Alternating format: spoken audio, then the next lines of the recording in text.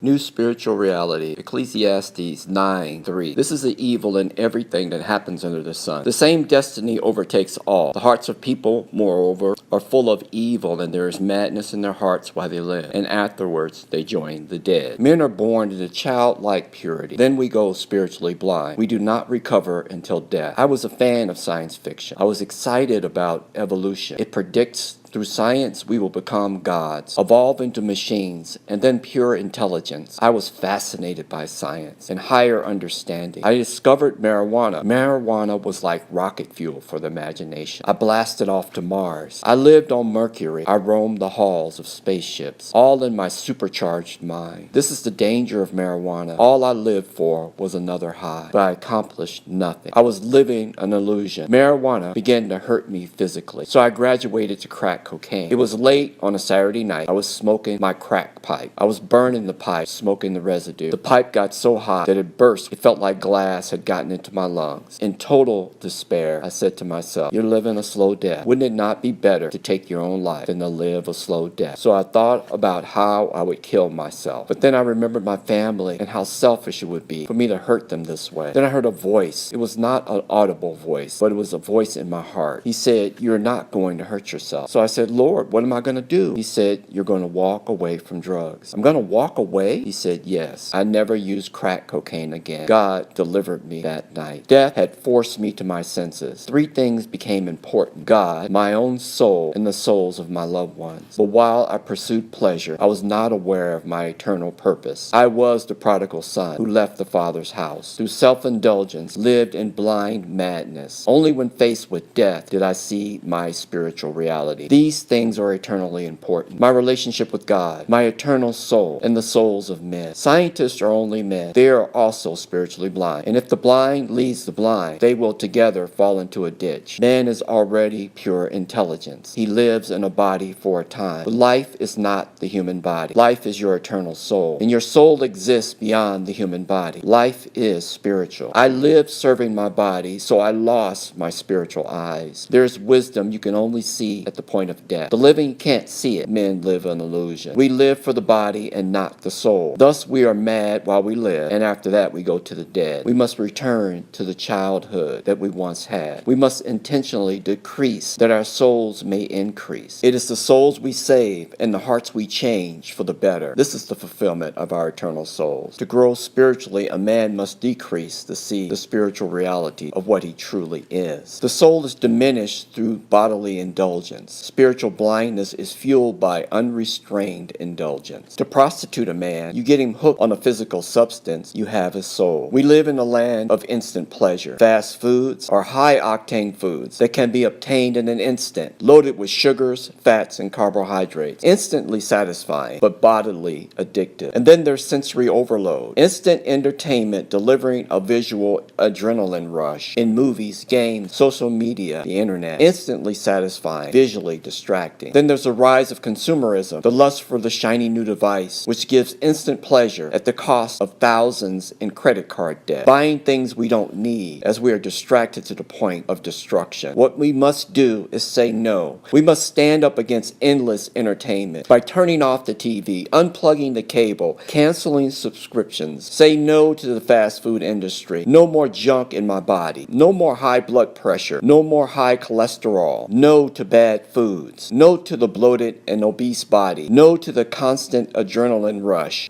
No to the pleasure principle. No to Facebook. I'm shutting down Google. I'm putting down the phone. I'm not buying that new gadget. I'm getting out of debt. I'm cutting up the credit cards. I'm lowering my spending. I'm picking up books. I'm turning off the machine. This culture that tells me I must indulge myself, that I must have every pleasure that my body wants.